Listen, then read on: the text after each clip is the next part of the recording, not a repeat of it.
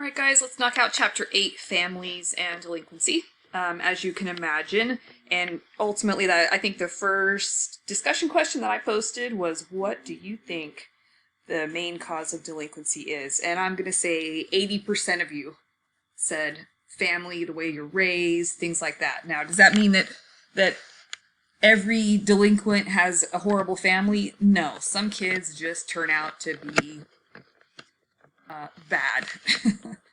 But do a lot of them have dysfunctional families? They do. So obviously it's an important topic to cover. So how can problems in the family contribute to delinquency? Think about just the way things have been in our community since March 17th we're in 2020. I'm recording this in what month is it? June of 2020. This has been the year where we have all been shelter in place, and it's been basically a quarantine. Think about the problems that have arisen just because of this. Now, let's say your parents lost their jobs, or you lost your job and you have kids.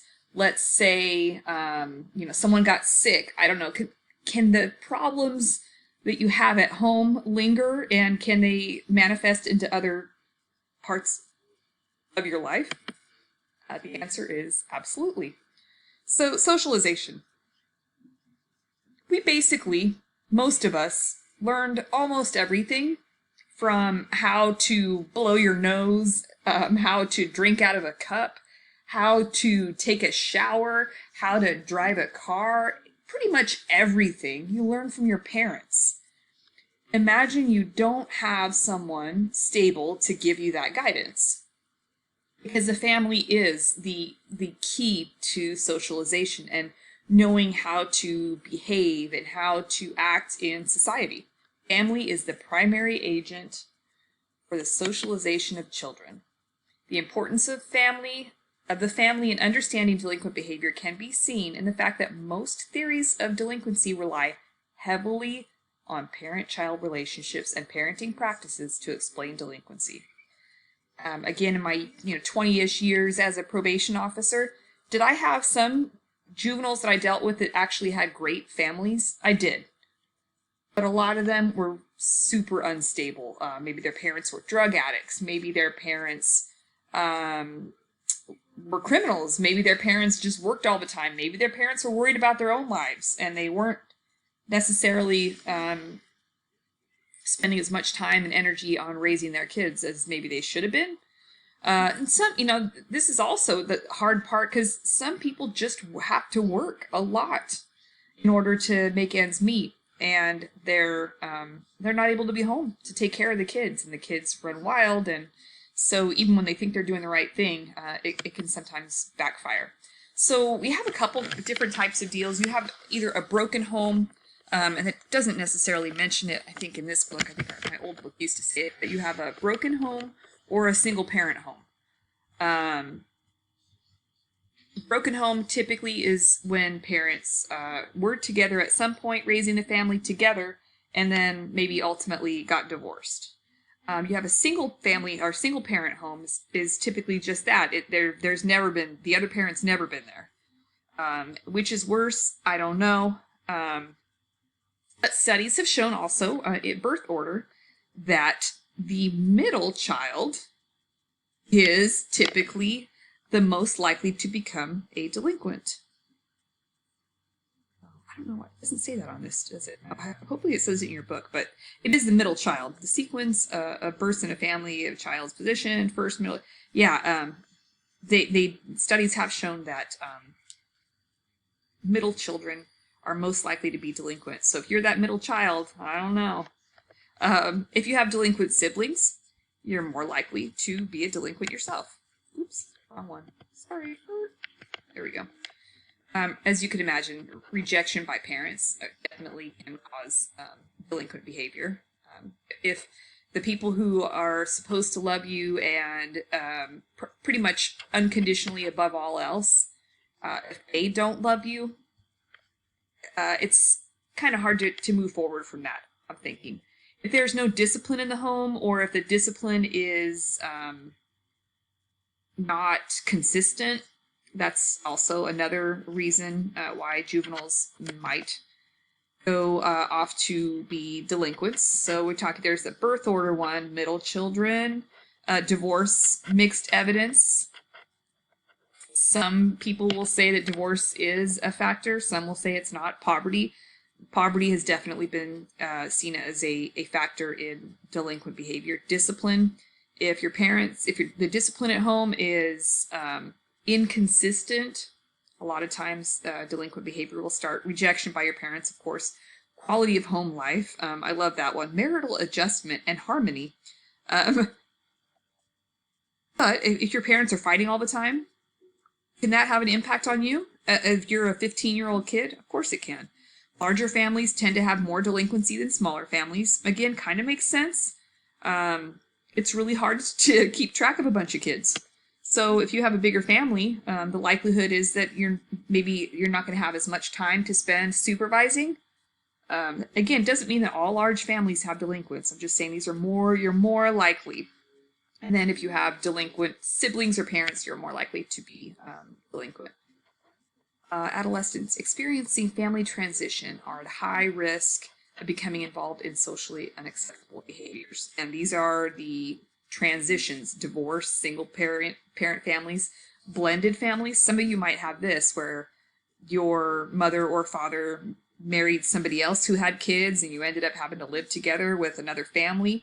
That can always be challenging. Out of wedlock families, those just tend to be more unstable. And if they're doesn't mean that just because someone's married that their relationship is better, but they seem to be a little bit more stable. I think it's a lot more difficult to walk out on a spouse than it is to walk out on a boyfriend or girlfriend. Homelessness, unemployment, alcohol and drug abuse, and violence. Of course, these are all family kind of dynamics that can impact whether or not. Okay, I was just looking at something there. Sorry. Other expressions of family life. Think about your family. Is there a mom? Is there a dad? Are there siblings? Maybe you live with your cousin. Maybe you were raised by your grandparents. Maybe you were raised by your siblings. Maybe you were adopted. Maybe you lived in foster care. So there is definitely more than just one definition of what a family is. And these are some other examples of families. Foster families, and this is typically when a young person does not have a suitable parent or guardian, so they're staying with another family for a short period of time. These are typically a little bit less long-term. The adopted child, once a child is adopted, it is as if they are your own child. So those are a little bit more stable families. I remember having a couple of probation cases where the adoptive parent came to me, the probation officer, and said, I want to give up my child. Yeah, it doesn't work like that. They're adopted. It's as if it's your own flesh and blood. Children with LGBTQ parents, a lot of people mistakenly think that these children in LGBTQ homes are more likely to be sex offenders, which is absolutely positively not true. They are not more likely. It's just a different type of family. And then cohabitating parents, there's a lot of those. People just, for whatever reason, just don't get married. Again, I'm not saying that the relationship is better or worse because they're cohabitating, but it's easier to walk away from a person you're not married to because of the legal guidelines and stuff. So can mass media influence, oh my gosh, yeah, this question right now. Can the media influence adolescent behavior? We've seen this with those kids that will look at a TikTok or a YouTube video or whatever and see one kid eat a laundry pod, and then everybody thinks that it's a good idea to eat laundry pods. So yeah, of course mass media can influence. Now, is it all negative? Probably not all negative. But mass media, they're referring to the internet, at which, you guys have kind of, well, not you guys, typically you guys, your classes, these classes, I have younger people in your, late teens, early 20s. You grew up with the internet. The internet didn't even exist, to my knowledge, when I was a kid. So internet, radio, the The love songs of today on the radio. Oh my gosh. Okay. You know what I'm talking about. TV, commercial, motion pictures, videos, music, and the press. Nobody reads newspapers, journals, or magazines anymore, but all that stuff is online. So can these types of influences contribute to negative adolescent behavior or delinquency? Yes, I think we all know that. Does it always? No, not always. It depends on the kid. And I always like to talk about, I love this, how they said gangsta rap. Violent TV programs and movies all day, every day. You see violence on TV. And I think a lot of us have become kind of numb to it. Violent video games. This was such a big deal because my son wanted so badly to get Grand Theft Auto, GTA. That was the one game I was like, no, you do not need to go play a game where there are hookers and trap houses and people shooting and killing cops. So anyways, I won that battle for quite some time, but as of late, he's 19 now, so it's tough. Internet initiated crimes, stuff like that happens all the time. And gangsta rap. Gangsta, I love that. Anyways, but listen, if you were just to go listen to, Spotify or whatever it is that you listen to, do they glorify criminal behavior? Like every third word is about someone's Glock or their whatever, or hitting the Molly and the Percocet, and you know what I'm saying. Okay, yeah. But does that stuff influence kids? Can it? Sure. Does it have to? No, not necessarily. But yeah, these are all things that our children are learning from right now. Of course, childhood neglect and abuse contribute to delinquency. Neglect, we're talking, there we go. Neglect means basically failure to meet a child's basic needs. They're not fed, they're not clean, they don't have a roof over their heads, they don't have clothing, they don't have electricity, water, whatever, those types of things. I remember a case probably a couple years ago where it was a 2-year-old, maybe about 18-month-old, was found just walking in the middle of the street in the middle of the day I think it was in the city of Clovis, wearing just a diaper, and it was like really hot and whatever. Nobody's supervising that kid. That's an example of neglect. So you can see there's some other stuff down here. So neglect's really common. Then you have abuse.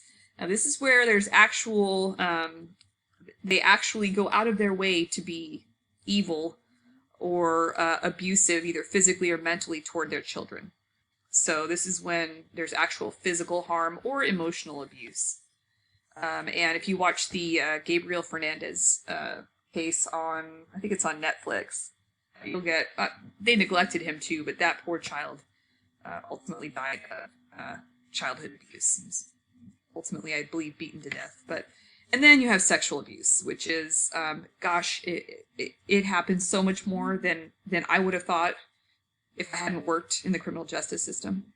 It happens so frequently, really, really sad. So incest is when when someone is having sex with a family member.